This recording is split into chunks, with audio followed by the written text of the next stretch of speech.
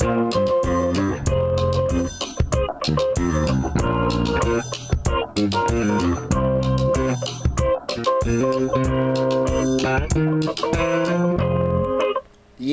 happy Thursday, everybody. Happy Thursday. Welcome to Change Your Lives. Hosted by yours truly, Deonte Burton. We got an awesome show planned for you guys tonight.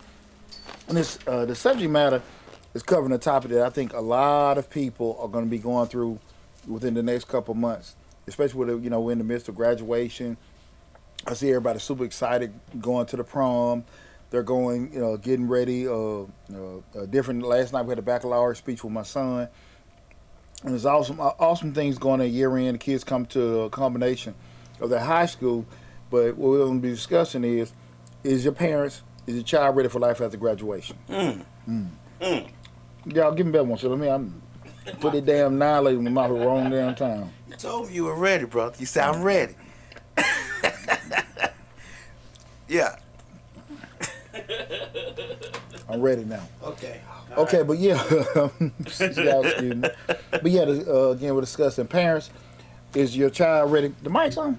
Yeah. The mic's on? Okay. You good. Just sounding smooth. Okay. Yeah, that's it. Yeah. I done adjust some things. You good. Hey, my bad, lab. Yeah, we're discussing parents. Is your child ready for life after graduation? Because as the father of 4 sons, and this is my third son, finna get ready to graduate later on this month, I've been down this road before. I know a lot of parents have and a lot of parents have not. And just having conversation with people a lot of times, like, hey man, what are they planning on doing? And I hear a lot of people saying the same thing. That's they don't know yet. We're trying to figure it out. And the reason why I want to have this conversation is because I want to share what I know, my experience, to be transparent with you guys. Because sometimes, I know I understand not knowing what you're going to do, but I don't think a lot of people understand. You still need to be thinking about something, because you can't decide a month from now you want to go to college because they no longer accept the application. Oh, okay. And now you may not be able to go to school till next January. Right. Or right. some of the options that you think you may have that are options, the availability may at certain points of time just won't be there. Okay. And what I always kind of look at, just being straight up with you, because I remember with my oldest son, Torian, went to school, and a lot of his teammates, he had a football scholarship. A lot of his teammates were like, coach, he's coached football 20 years. Coach, I'll wait till, next year, January, go to school. And I really don't think a lot of times people think that's a lot of stuff can happen from the end of the graduation point to 6-7 months later, just being at home with nothing happen. You can get a job, get comfortable, you can get somebody pregnant or get pregnant. Right. You can get some kind of, anything can happen. Just with doing it. So I'm not trying to wish bad on anybody, but I just want to have that discussion because I don't think a lot of time parents think about that. They don't think about it. So again, we're discussing parents, is your child ready for life after graduation? Again, I'm Deonte Burton. Right now we're streaming live on Facebook, YouTube, Instagram, LinkedIn, TikTok, and Twitter. The main hub is the Changing Lives YouTube channel, where we have, I think, over 600 videos talk about personal development, professional development, parenting, family. Oh, excuse me. Excuse me. I'm all damn off today. Am I missing something, lab? It was something I wanted to bring up with it. But again, right now, if you are streaming, we do have a call-in. So if you do want to add to the conversation, the call-in number is 678-740-9894. Again, 678-740-9894. I always be forgetting about doing this, lab. Putting the number down there? Yeah. Putting it on the Instagram. So, parents, are your kids ready for life after graduation? That's a good question. A lot of parents think that their child is ready. They think that they have prepared their child. What about that? Parents who believe that they have prepared their child for life after graduation. Well, what it is, I think a lot of times people think their child is ready. But I think what's happening is now you kind of like in this, I call it like a little juicy spot. A couple weeks out from graduation, now it start hitting you. Right. Because I just know, even with Torrin and PJ, Chris even too, you start wondering about all the stuff you haven't done. And to be totally honest with you, depending on what kind of movements you're making, if your child going into going to college or whatever way they're heading, have you properly prepared for them to do that? I think the vast damn majority of parents don't know what the hell they don't do. You think so? Of course I know so. I mean, it's cool. You see, I know they have a lot, and I think that's pretty cool. They have the announcements, the announcement things where kind of like they announce what the scholarship thing what the athletes used to do. People do the reveals and let them know what school they're going to, college they're attending. And I think that's real cool with doing it. But vast majority, I think people don't know.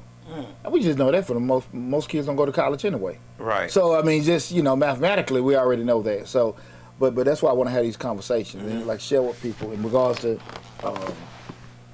what I've been through and have that open discussion. But I do want you guys to call in if you got anything to add to the conversation in regards to have your child, if your child is ready or not, how you feel about it, what you think you might need to work on, what you have some reservations, some fears about.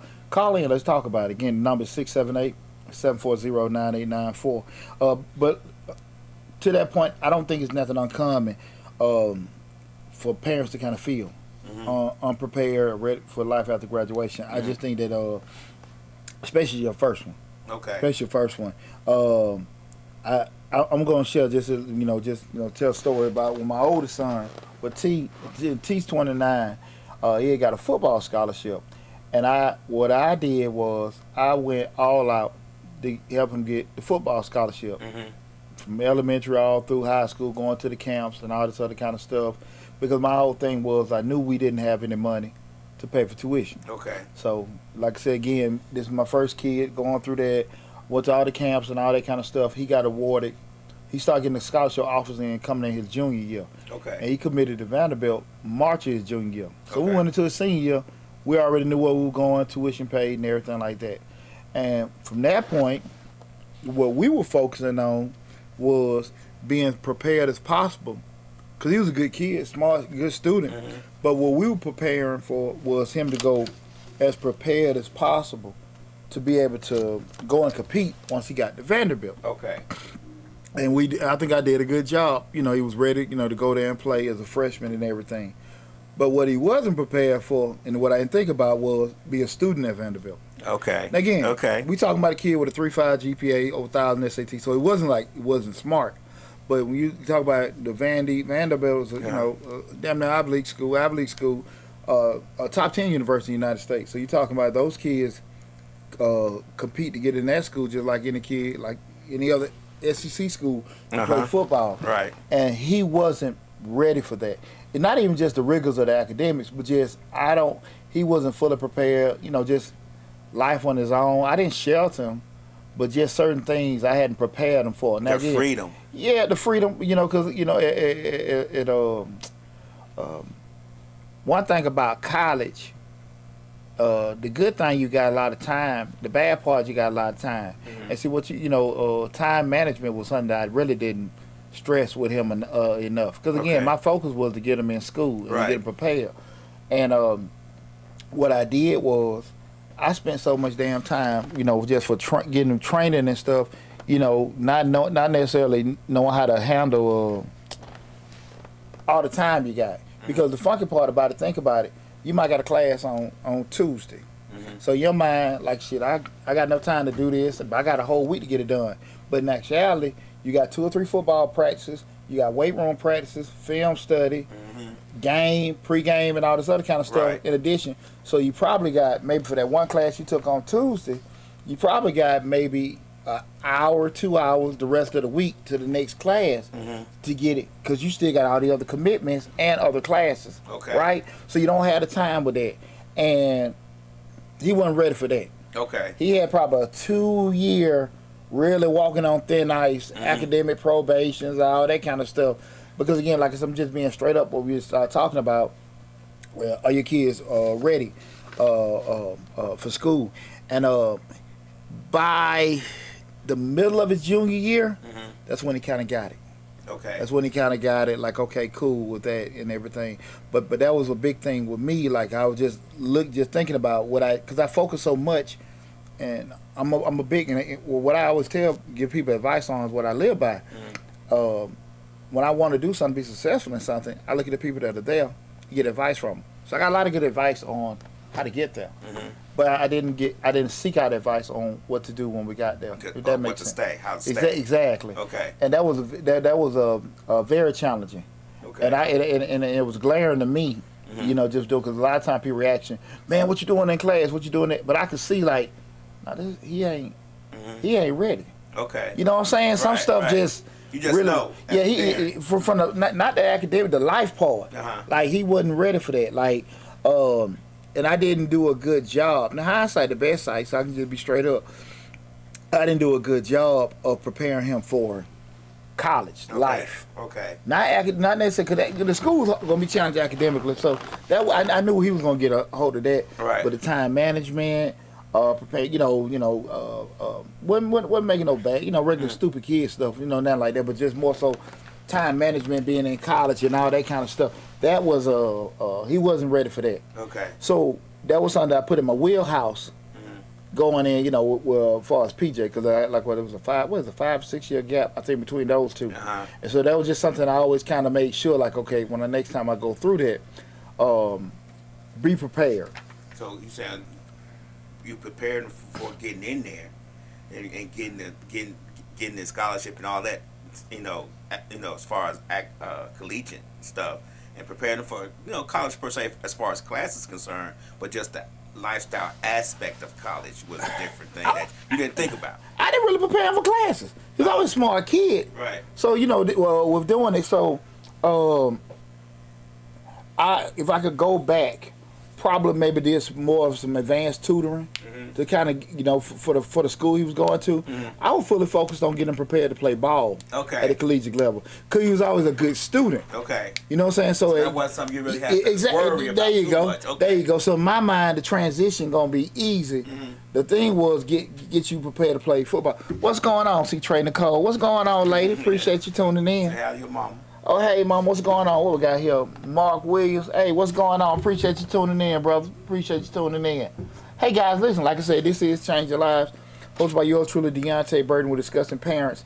Is your child ready for life after graduation? Yeah, going through the whole discussion, I'm going to share some stories in regards to what I've been through with my children. Also give you guys some advice based off things that I did right, things that I did wrong, and kind of give you some tips accordingly with that. But feel free, guys, to call in. The call-in number is 678-740-9894. Again, 678-740-9894. Feel free to call in and add to the conversation.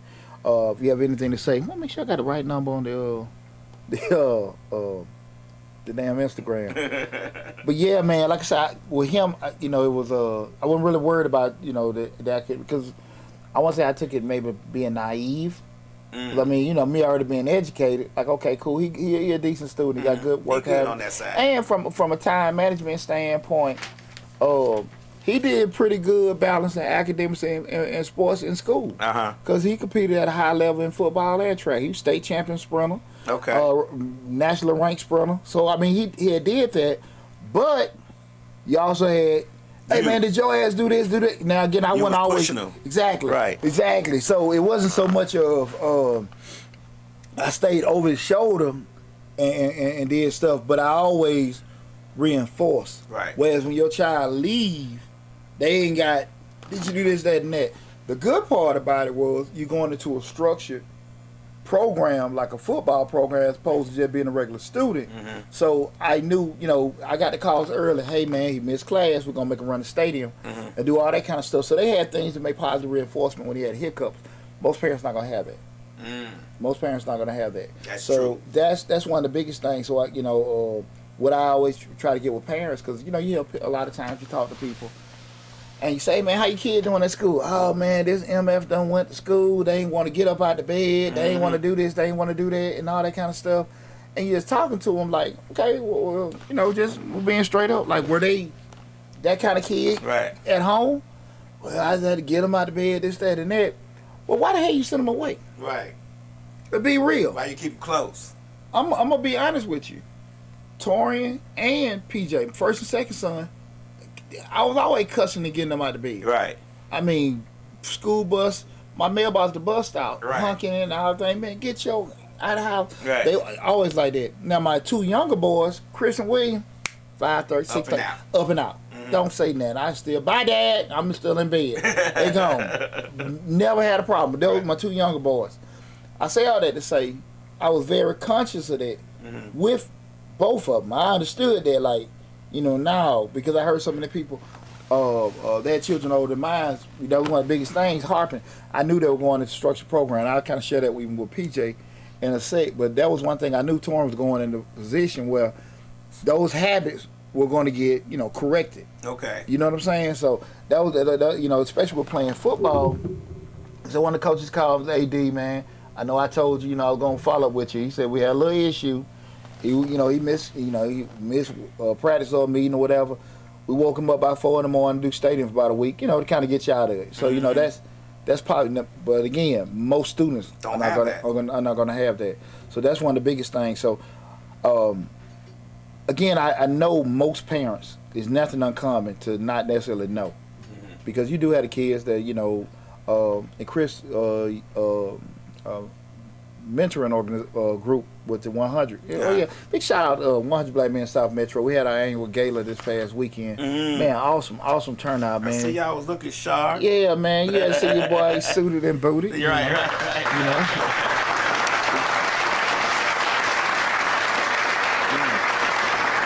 Appreciate that. But and I'm sitting here listening to the gamut. It's two or three. Maybe about 2 or 3 of them guys that in there with Christopher. They got multi-million dollars in scholarship offers. Right. There's one kid, he hadn't decided he's between what was that, USC, Morehouse, and I think Penn State. Right. We ain't thinking shit like that. Okay. And he has the money allocated, right. all this other kind of stuff. We're not thinking like that. Right. You know what I'm saying? And so when you have that kind of kid coming in, you're like, okay, cool. And that's kind of how I was with Torrance football. Okay. I knew I had to pay. I'm not in that kind of shit with Chris. Okay. I got everything situated. Big shout out my baby Chris going to Clayton State. No. Right. But we ain't sitting on it. Okay. That's why I'm sitting there. I want to have this conversation with parents. Because again, the actual, I don't know if the thought process be right, because a lot of times you hear these conversations like, hey man, well they don't know what they're gonna do. We're gonna try to figure it out. Shit, a lot of these options ain't gonna be, can I figure it out and then you gonna do it tomorrow. Ain't gonna be no options later. Yeah, I'm just saying, like the deadline. Excuse me, even if a school has, just keep putting perspective. Just say a college is still accepting applications into June. What's the issue going to be with them accepting applications in June? The schools are closed. Right. The high schools are closed. Right. So all these documents that you need to request, where the hell you going to get them from? Right. You see what I'm saying? Right. And that's why a lot of times, especially if a parent has been or has not been to college, you been on forgot so damn long. You know what I'm saying? So that's why, again, like, you have to be proactive with a lot of stuff. And you ain't thinking about it like, hell, we're trying to figure out this, that, and that. And I get it.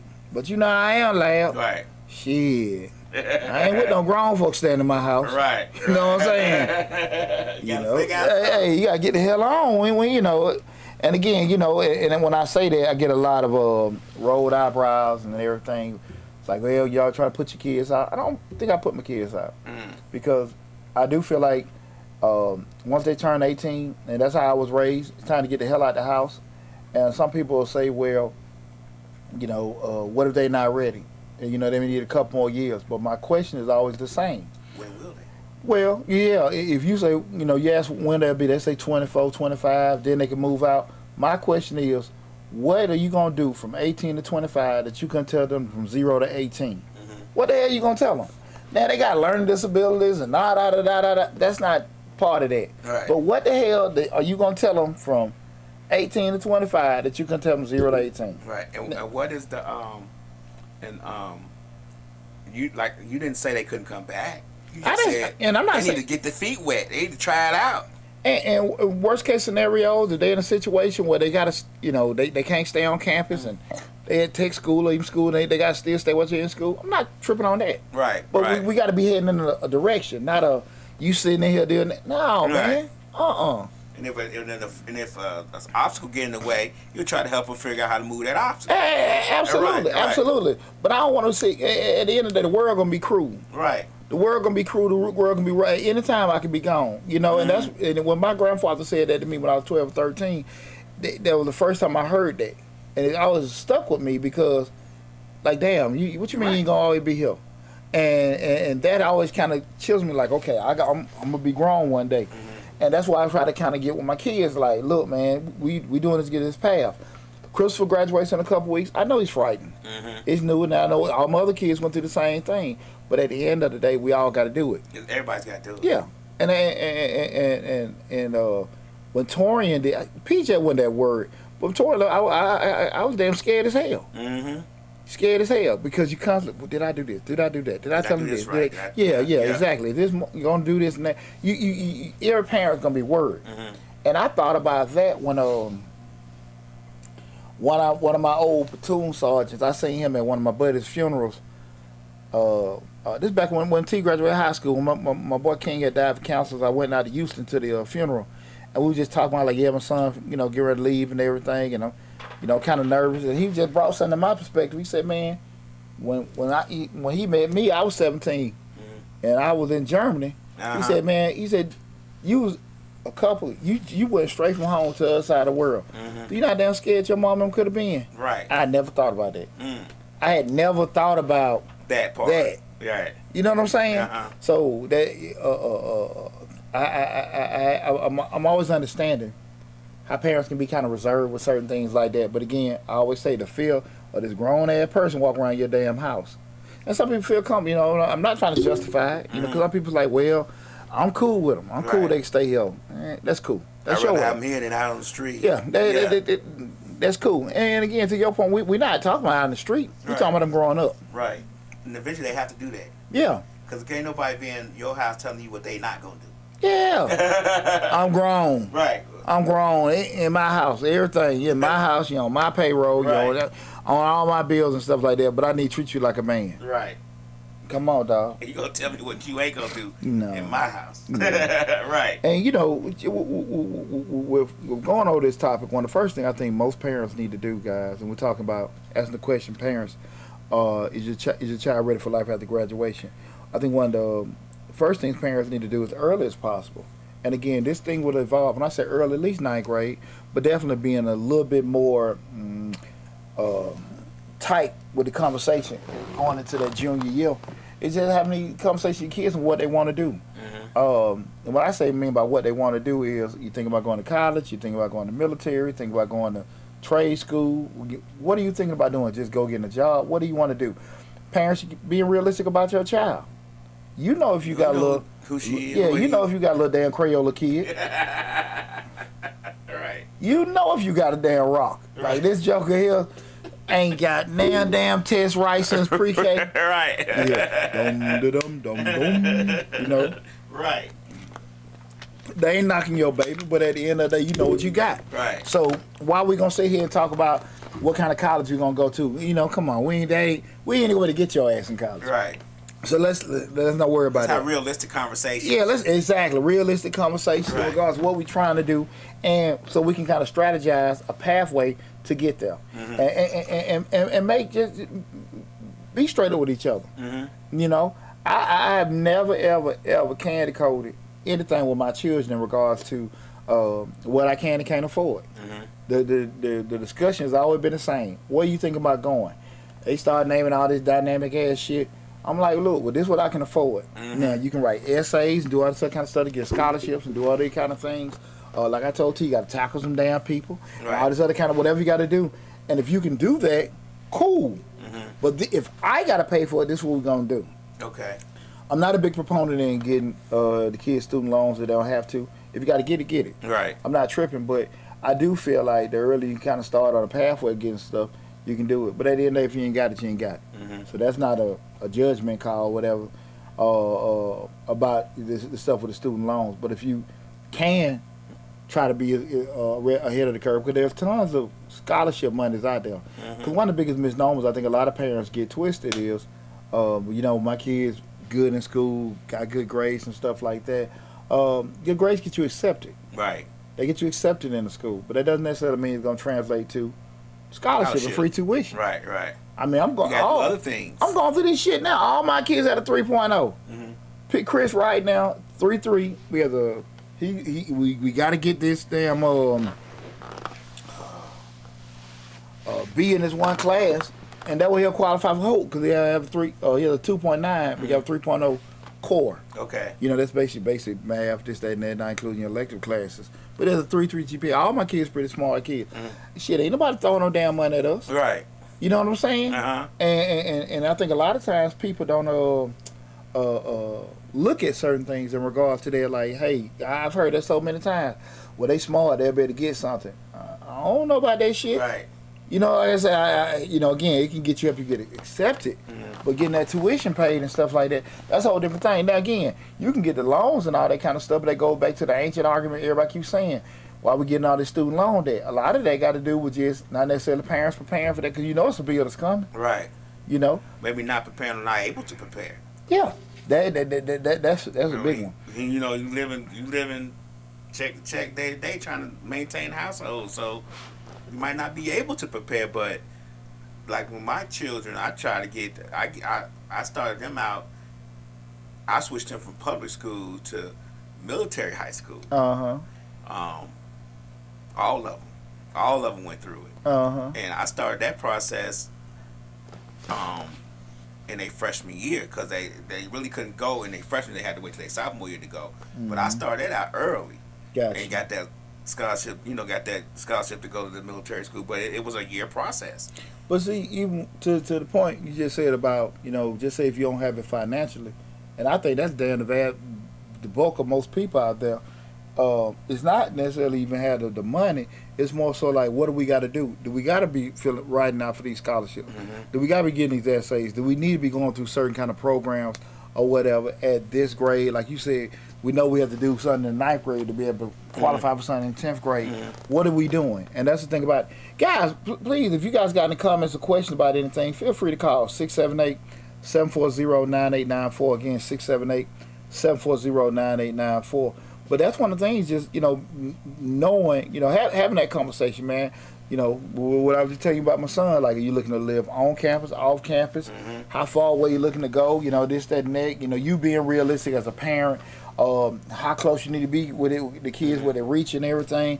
And just having those, I don't know if they're tough, but realistic conversations. With your child and yourself. Realize to yourself, look, I can't afford this. I need to figure it out. Because I had 2 children going to college at the same time. So I knew that military school would help them on the pathway to get in. Because it's an all-around picture. You get what I'm saying? It's an overall picture on certain things. Grades are good, but grades and, you went to military high school. Yeah.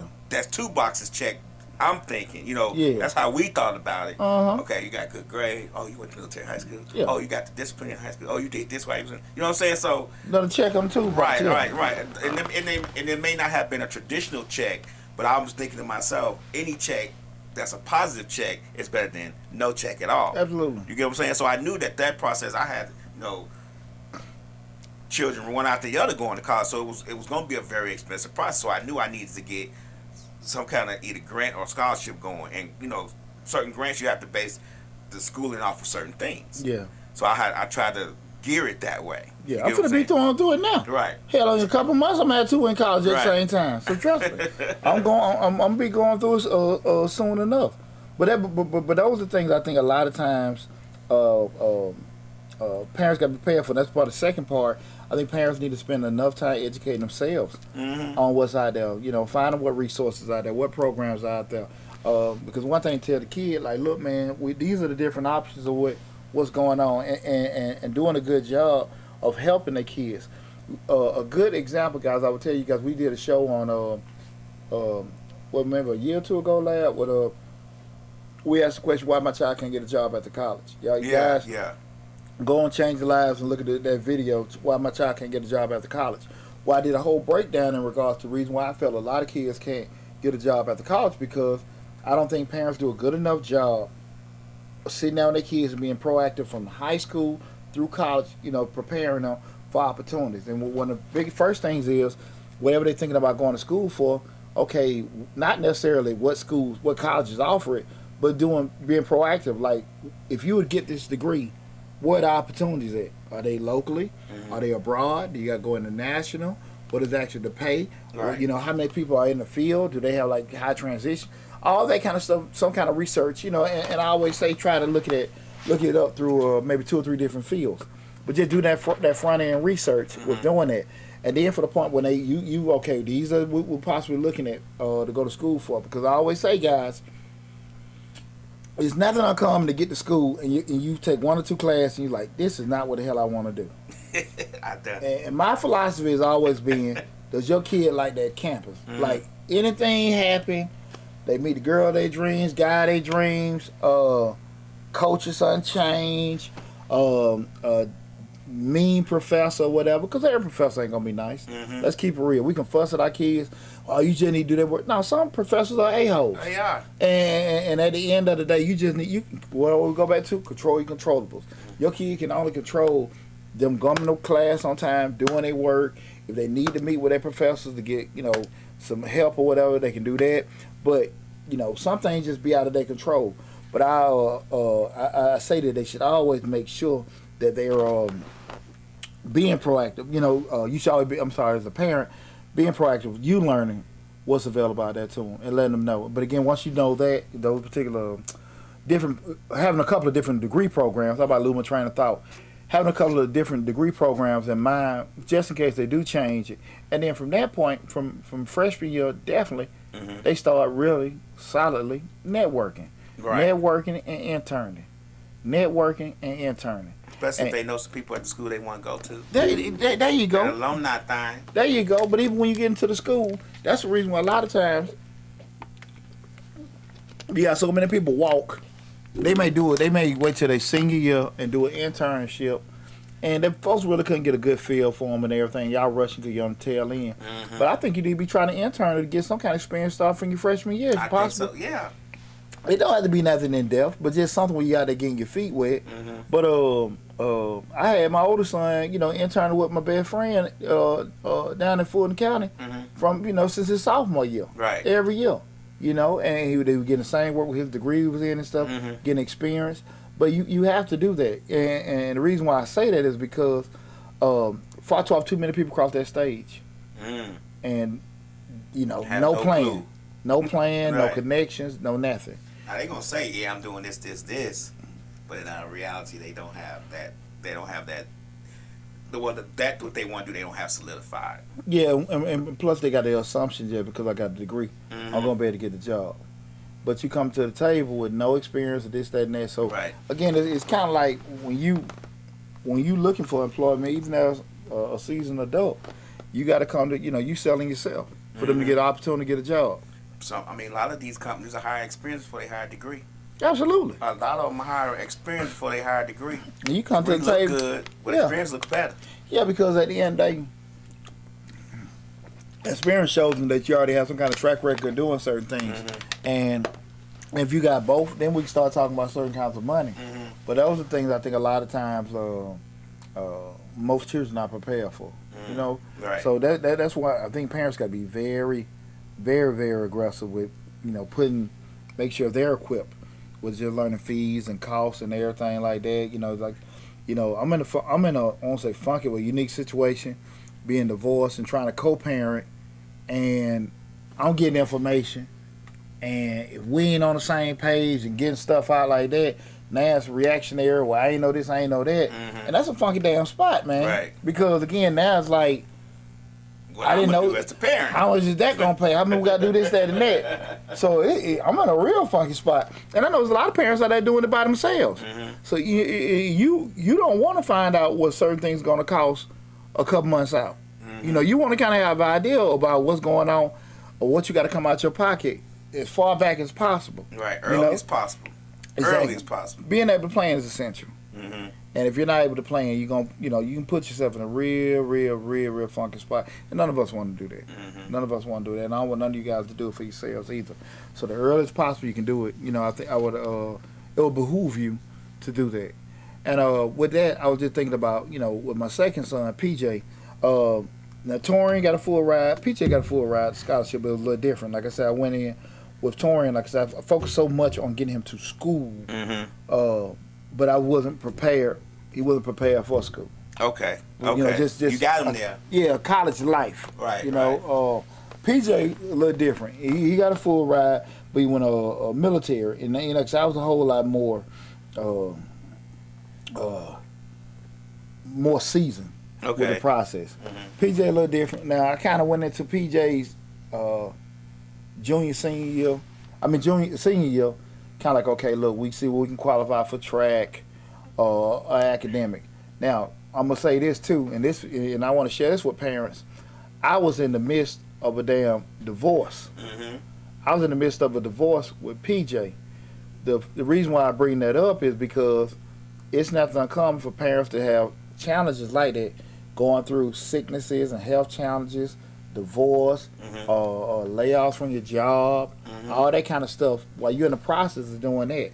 So again, like COVID-19. Yeah, COVID-19. Hell, I've gone through all that shit. Right. So, you know, I'm just saying that because, you know, like, you know, you got to kind of mentally prepare yourself to be able to stay focused no matter what's going on. That's why I'm sharing that, because, you know, it ain't always going to be a smooth thing, because you got something called life. Right. And that's why I want, you know, people to think about it. Like, so I just want to share that I was going through that. But he got a full ride of the military scholarship. And I will say this, guys, and, you know, and you guys know I was in the military 9 years, and I always recommend, if your kid is not really for sure what they're going to do, a year or two in the Army or the Navy, Marine, whatever, the military is a good thing. You get set up, GI Bill, VA, all that kind of stuff. But if they don't know what they're going to do, I always recommend that, so they're not just sitting at the damn house. Right. I mean, they still get to go, maybe travel a little bit. Yeah, exactly. And from in the maturity wise, because I had a conversation with PJ earlier today, just while I was, you know, getting ready for the show. I said, "Do you think it made?" I said, "You're in school now. You're a year out from graduation. Do you think it was impactful on you going in the military, you know, with everything and stuff?" He said, "Yeah." He said, because he said, "I was always structured." He said, "But time management, I see so many guys, me being in the military, I know how to do," he said, "I know how to do so much in so little time and stay structured." He said, "A lot of kids that come in, even they 2 or 3 years in school, they don't know how to do that." Okay. You know, I mentioned earlier with PJ, kind of like my oldest son, that whole getting up late and all that kind of stuff. You go on in basic training and all that kind of stuff first. I knew they were going to get that out of him. So that was one of the things I wasn't, because he was kind of like, "Oh, Dad, I want to do this." I'm like, "No," because this scholarship had two facets. One, you can just go straight there, or you can have to go to basic training, AIT first, which is job training in the military. Okay. I wouldn't even, negotiate. Take your ass basic training first. Okay. Because he had to get that foundation, getting up this, that, and that. He said he still have his shortcomings now. Okay. But I knew we had to get that fixed. That structure. Yeah, because even you late on some things now, he was late on all things before. Right. So we had to get that fixed. Okay. And so once he did that, man, sky been the limit, man. And he's done pretty good, decent in school. He done pretty decent in school. PJ doing pretty good. I think he made honor roll through at GMC when he was at Georgia Military. He should probably make honor roll this first year at Georgia Southern. Okay. So PJ been pretty good, but he did say that he felt that was the military will helped him a lot with that. Just getting up, like yeah, you say, just getting up structure. He wouldn't get up. Right. Exactly. But I did consciously do a lot of conversing with him on decision making, things doing your own, this, that, and that. I made a conscious effort them last 2 years to kind of get him prepared for a lot more. I gave him a lot more room to make mistakes than I did with touring. Okay. And everything like that. So I was very conscious. And that's the thing about it, guys. We're gonna make mistakes with our kids, and we're gonna learn from it. And all our kids are different. Some you can talk to cool, some you got to yell at, some you got to just look at funny.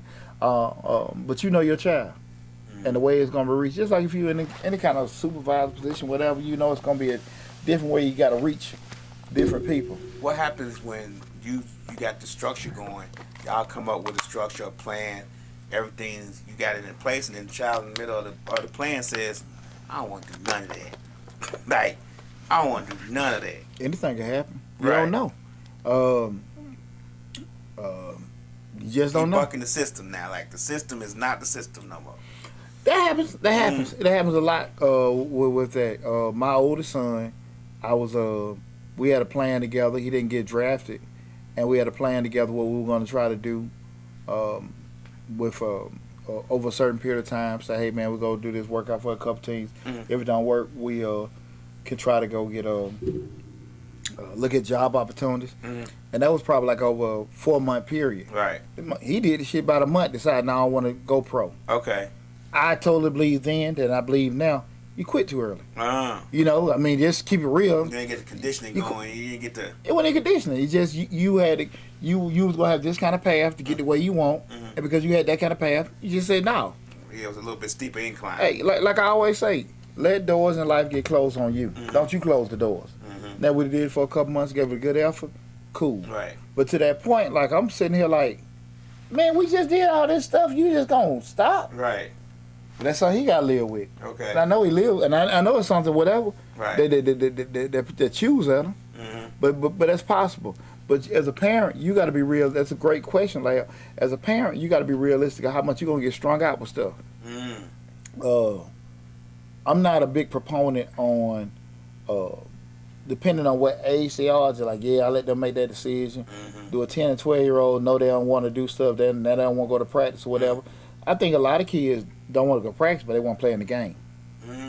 Okay. You know what I'm saying? I get what you're saying. They want to play in the game, but they don't want to practice. Right. Right. And so you sit there like, nah, well, they say they ain't want to do that. Most of the time, it's not the kid being lazy, the parent being lazy. You think so? Yeah, absolutely. Absolutely. You know, it's a thin line. Well, you hear sometimes people say, well, parent, overparent, and they made the kids do this, and they made the kids do that. I mean, that's give or take. You hear where the parents living their life through the child. That kind of thing. He wanted to go pro, and now he pushing his son so hard to go pro. You know what I'm saying? It looks, almost abusive. You have exceptions to the rule where a person can be successful without any kind of parental pushings and things like that. But at the end of the day, look at damn Venus and Serena. Right. Look at Tiger Woods. Right. And look at all these. There's a lot of other kids just even from an athletic standpoint. They had parents that were pushing them, supporting them, and everything like that. And they was able to develop because they got tough love, because they got hard structure and things like that. I think, but that doesn't mean the child ain't gonna turn around and just make a decision that can go off course with it. So you don't know. And it's that. And I'm a big proponent of. I love my children, but I love Poochie a lot more. So at the end of the day, I'm gonna give you all the tools. My kids will finish this sentence every time. Follow the what? Follow the blueprint. Right. They'll say blueprint every time. Because I'm going to give you the blueprint. Right. Now, the blueprint can only adjust between you, and you. But at the end of the day, if you follow the blueprint, everything will work out.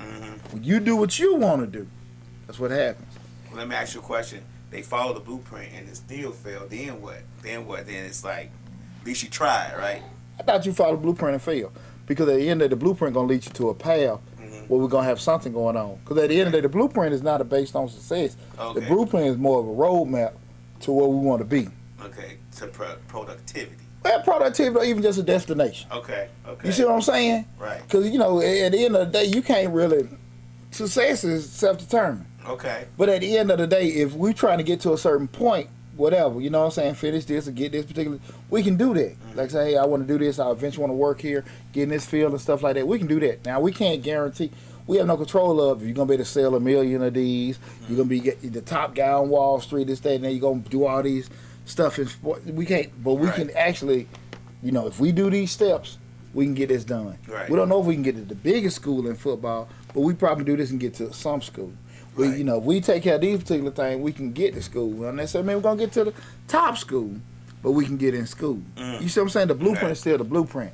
The destination, you know what I'm saying? The destination. Depending on how hard you work at that school, they might come see you anyway. Yeah, they might see, and you got to be realistic who the hell you are, too. Right. You just might not be that talented of a person.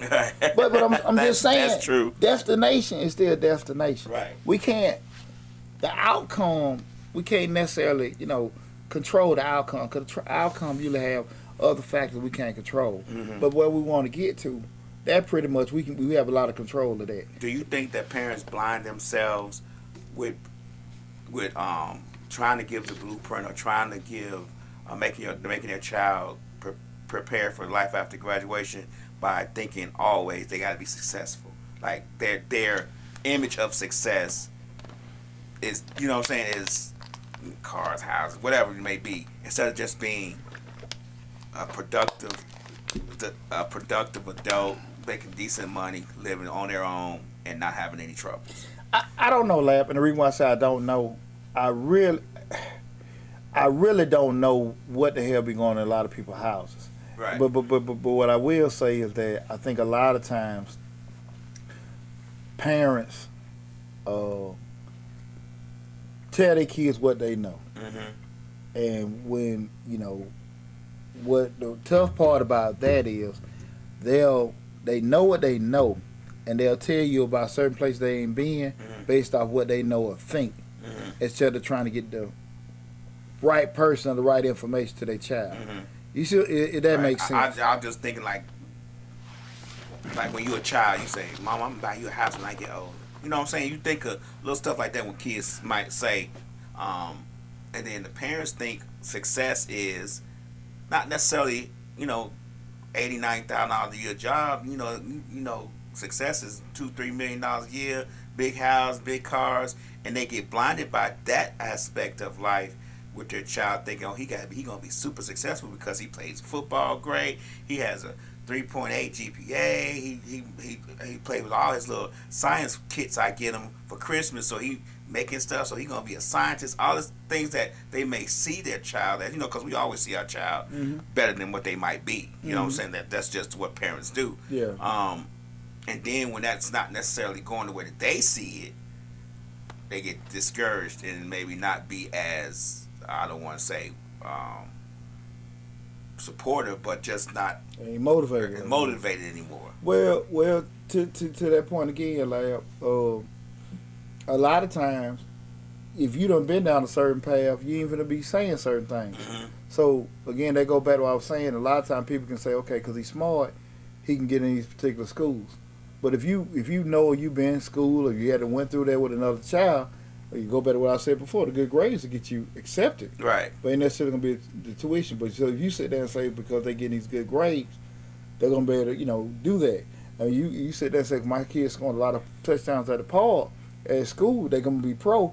But then you start thinking about what is the number, like 2,000 or 3,000 guys get a job in the pros, and you think about all the millions. I always say, if you think about the amount of kids in the city of Jonesboro play football, then all the boys in Clayton County, then the state of Georgia, and then the whole damn United States, millions, going for 2,000 jobs, 2,000 positions. Come on now, that the numbers gonna work against you, So at the end of the day, like when you start thinking from a mathematical standpoint, but you got more opportunities to be executives and these other things for certain teams or working at different other organizations and stuff. But I think because people don't know, their whole perception on how to get to that result, it just ain't them. The thing about it, what I always talk about, Lab, intentional ignorance. You know you don't damn know, but you understand once you become informed, now you're accountable. And I don't think a lot of times parents want to go take that step to go get informed, because once they know, now they can get blamed for it. But at the end of the day, I don't like being out the loop. I don't like knowing what's going on. I can hang with everything falling on Poochie's shoulders, but a lot of times people don't want that smoke on them. Okay. They don't want that to say, well, because it's easy to say, well, man, I ain't know all that, man. Yeah, but why didn't you look? Why didn't you ask? And some people generally might not, whatever, but no ask. They might not know where to look, But I think a lot of times people don't know where to look, but I do think a lot of times people know who to go ask. Especially, let me talk to the counselor. Let me talk to the teacher. This is what I'm do. Can you help me out? And I say that only because when I go to these different sessions the school may have for SAT prep, ACT prep, resume writing, and all that shit, the damn room empty. Yeah, they have you prep and they have you count. They have your tutoring for the essay. It's empty. They start that in freshman year. It's empty. Right. It's empty. So that's what I'm saying. Then we start getting down to this part, we're at the end. Now everybody trying to condense what you done did in years, into a couple months. I mean, even like when my kids were in high school, they were given free SAT prep over here at the West Georgia College right here over in Douglasville. West Georgia Tech is the camps right here. Free every Saturday. Free. Yeah. I used to take my children up there every Saturday. Free. Just go on in the class and I sit back there and do a little bit too, just to kind of sharpen my pencil. But it was free. So, but those are things you have to look for. Those are things in them little local newspapers that you don't look at. Them little guys that they give you for your area that you don't look at. It's free. And why is it free? Because they're getting a grant for it. But even with that said, that's why I said you can go to your school and your counselors, teachers, they can refer you to a lot of these places. Because, because those programs do what? They reach out to the school to get information to their students. That's true. But that's why I was saying, like, just being proactive with learning. But because you're busy now, but you're busy, you ain't got time for that. But now we done got it on the crunch time. And what happened with crunch times with parents is that some of the options we thought we were going to have are not there. Now we start looking at this and looking at this, looking at this. And those options are gone now. Because, again, those were the ones that are easy to get. The ones probably the hardest to get, which are probably usually the most attractive, those just ain't attainable. Right. A small percentage you're going to be able to get that. And I think that's what hurts a lot of time with parents. But, again, last thing I do want to just encourage parents is getting like support groups. Talk to people. I'm going to say this, dog, and I mean this, and this shit been a damn head scratcher for years with me. When my oldest son committed to Vanderbilt his junior year, we probably had about, on that team in Jonesboro, maybe about 7, 8 kids could have went to school. Shit, none of them damn parents came to me like, just, hey man, what y'all do to be done with school so early? Only one kid, outside of my son, like, he's still playing in the NFL right now. That okay, it didn't matter. Like he just, whatever. It didn't. Well, he was just. You knew then that he was gonna go play pro ball. Right, because he already had it. He was just that kind of kid. Okay. So it wasn't even about nothing else. No questions. Yeah. I coached that kid since he was little. That kid, hey, you knew then. You knew that he was gonna go play pro ball. Right. Whatever. I don't give a damn what pro he played. He just that kid. So, but Torian's case, Torian's just a hard worker, good kid, and fell into place. But I say that to say none of the other parents, man, D, what you do? What you do, man? What you do? And this ain't no damn secret.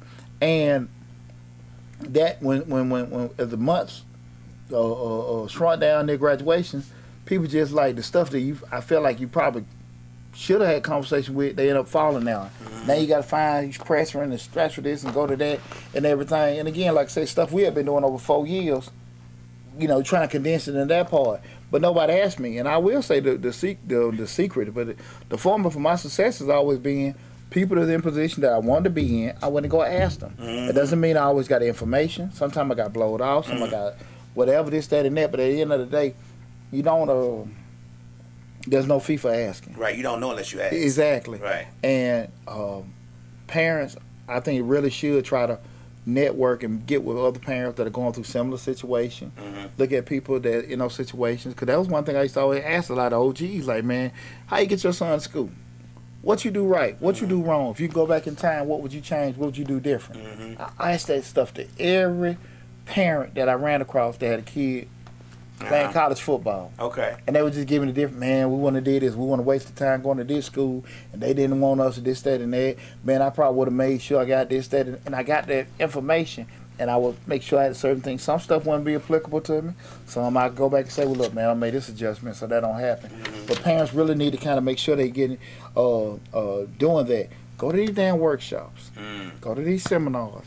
Talk, just ask questions. Ask the stupid question that you just think that everybody in the room know. And I will tell you, most of the people in the room don't know it. You know what I'm saying? And so just go there, parents. And those things got to happen. Slick says that parents don't get involved in their children's lives anymore as much. Well, I agree with that. And the issue still come up with that. You're not involved with it, but you still be stuck having to fix the shit. Right. So at the end of the day, if I'm, if I choose to deal with the problem now or later, the problem's still there. The problem's still the problem. Exactly. It ain't went no way. So that's why I be sitting there just being a proponent of it. Like, hey man, we still gotta take care of this. You know what I mean? And so that's why I think a lot of times parents want to just go back to that one. What I was just thinking about with right now, what I'm going through right now with Chris, that's my son graduating in a couple of weeks. Chris is a little different. Chris is, we're going to get scholarship money, but this first time I know I'm going to have to pay some tuition. Okay. And this has been a little different. Okay. And Chris is more kind of like what a question you asked earlier. Gave him the blueprint. And hey man, apply for these scholarships, this, that, and that. And he been doing that shit at his leisure. So a lot of the shit he was like, yeah, I want to do this, I want to do that. And as time has went on, I want to go here, I want to go there. Well, shit, you ain't writing under your essays. Right. You ain't doing this, that, and that. I'm listening to you. Because what you saying and what you doing is two different things. Right. And I ain't entertaining this. Excuse me, I don't entertain that talking. And then, you have people come around, well, he may want to do this, he may want to do that. Well, how you going to do it? Well, shut the hell up then. Right. You know what I'm saying? Right. If you don't have the secret, come on, man. Tell me how it's going to happen. Hey, tell me. I want to know, Merlin the Magician. Shit, I want to know. You somebody say, well, how you going to do that? Yeah, well, come on now. Come on. You know your child if you don't know nothing else. You know your child, but at the end of the day, you still know the path. Like I said, the blueprint's still the blueprint. Right. The blueprint's still the damn blueprint. If this is the destination you want to get to, this is what you got to do. Right? This is my blueprint, and if you have something different, this is what you're going to do to get the way you want to go. If you don't have it, what the hell are we talking about? Why we even discussing it? Exactly. So we're at that point now with him. He may be qualified for Hope. Like we waiting on one class. If not, I'm prepared. Right. To do it. But I will say this: he's probably the most comfortable of my children that I've been with leaving. He's probably the most shyest and reserved, but just take care of his stuff. Right. Good. He probably good with that. I feel good with that. Now, with that said, with picking Clayton State, it's not too far, whatever this, that, and that, because I wouldn't necessarily been more comfortable with him going somewhere out of town because of his shyness. Okay. We're doing that and stuff like asking for stuff, this, that, and that, and be able to help him. We're doing certain things going back with knowing your child. We're doing certain stuff. But I want, he's going to be on campus, get the hell away from me, go out there and go figure stuff out with doing that. But I'm really comfortable with that. And that's one of the things. My baby boy may be a whole different wheelhouse in regards to opportunities, things like that. But I definitely, even with Christopher, man, I was early. Hey, dog, do this, do that, do that. Blow it off. Brother, did you write this essay? Oh, yeah, I forgot. And the whole damn time your ass up there doing all this other stuff, right? It wasn't happening. So that's why you say just on that pathway. Because I know you want to go to school, but at the end of the day, you try to sit here and have these conversations. And this has been kind of unique with me personally, because it's the first one of my children. Like at one point, I told T was married, PJ kind of going through the divorce. This has been the first time where I'm damn totally concentrate. Because I used to could be like, I used to could like tell my ex-wife, hey, can you go do this? Can you do that? And even though she might, she'll get done. Right. Like now, this is the first time me doing all this shit. You know what I'm saying? By myself. Right. And so that's been tiresome. Yeah, it's different. And even like again, my thing, and I know parents, so people go through this.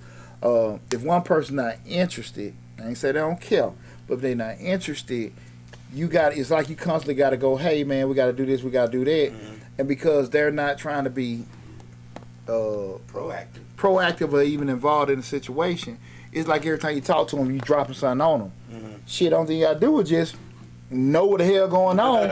It won't be that way, and so that's why I want to say with parents, man, look, everybody's gonna have a different situation. It's not always gonna be a smooth thing for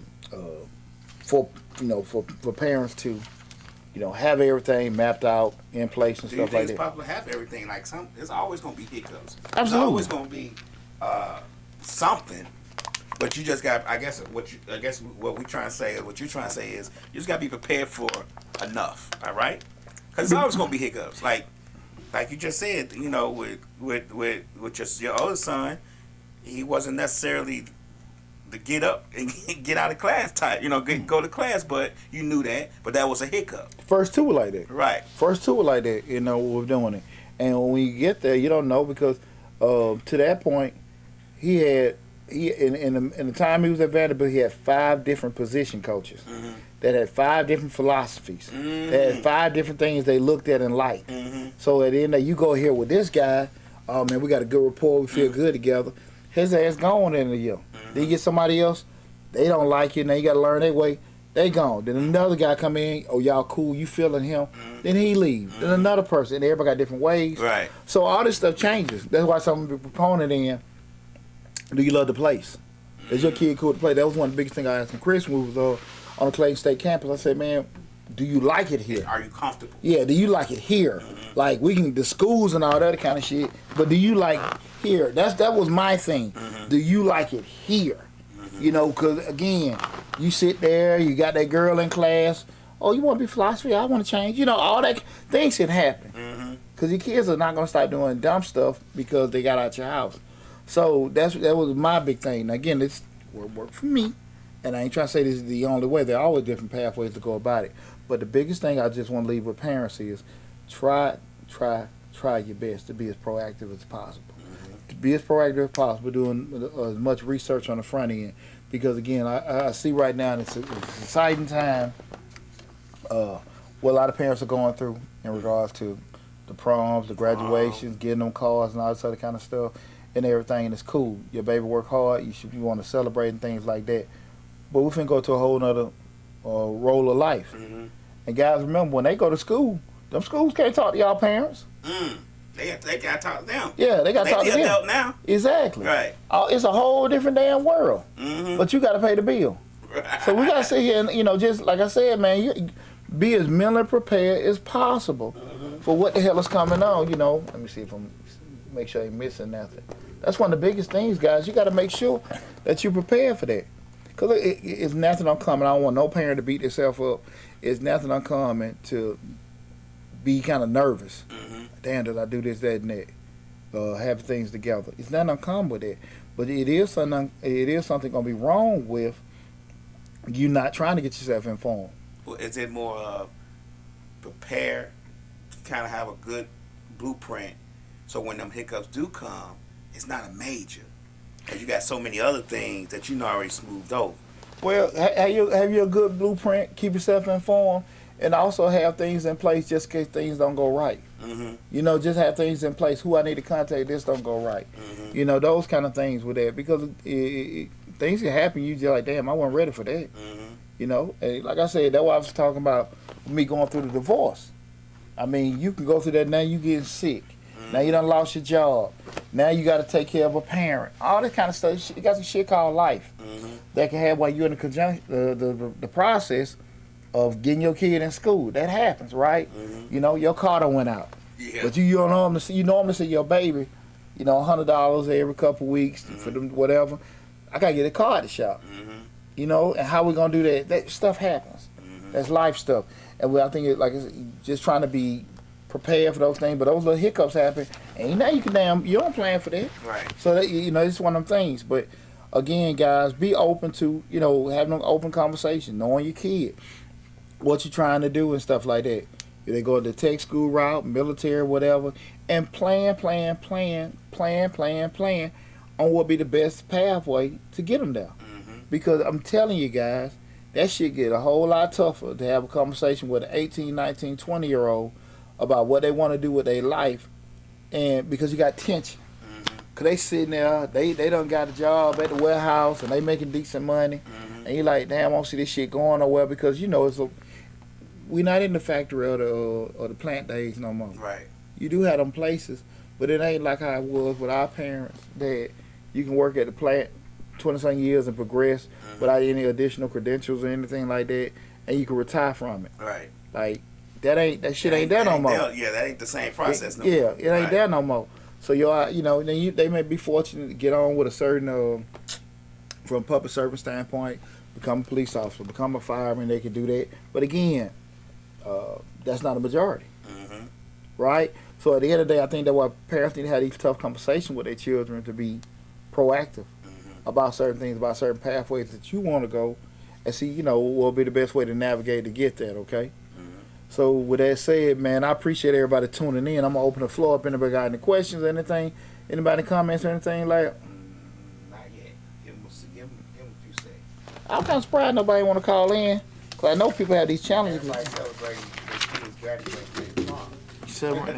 Everybody getting ready for Cinco de Mayo. Right. Cinco de Mayo tomorrow, so get prepared. Look undefeated. You can't beat liquor. Look undefeated. Ain't a damn thing I can say to beat a damn shot of liquor. Ain't a damn thing. Right. You know, that I can just drop on anybody. Yeah, Well, nobody got anything. Nobody got anything. No. Well, listen, man. I hope the information I shared and we discussed this evening will be impactful and help you guys in a great way. I'll be back with Mr. Short Dollar next week. Make sure you go to both YouTube channels. Change Your Lives, hosted by yours truly, Deonte Burden, and also Mr. Short Dollar on YouTube. Subscribe to the channel, regardless of what platform you're looking at. I've had a great time talking with you guys tonight. Again, we have another show for the end of the month, but definitely best of luck to your babies. I want you guys to make sure you're celebrating as well with everything. If they're coming out of high school, they're coming out of college. You guys enjoy this time. You know, it comes and goes real quick. But again, prepare for everything, okay? Love you guys. Be safe. Appreciate you tuning in. I'll talk with you soon.